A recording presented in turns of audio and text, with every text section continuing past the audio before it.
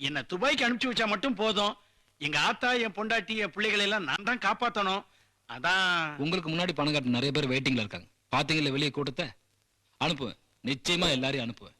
போன மாசம் கூட 150 பேர் அனுப்பிச்சேன். அடுத்த வாரம் 100 விசா வருது. நீங்க லேட் பண்ணா பணத்தை கட்டிருங்க. கட்டிடுறேன் கட்டிடுறேன் ஐயா.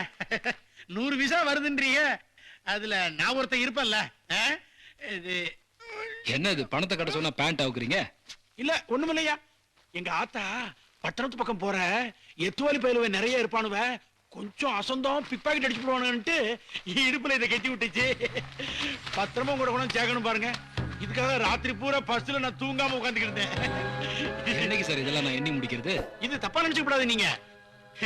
எங்க குடும்பத்துல எல்லாரும் சேர்ந்து சிறுக சிறுக பாடுபட்டு சேர்த்த பணம் ஐயா. எங்க ஆத்தாவுடைய சிறுவாட்டு காசு, என் பொண்டாட்டி நகை நட்டு சீதனை செய்யெல்லாம் வித்த பணம் 1 லட்சம் ரூபாய் இருக்கு.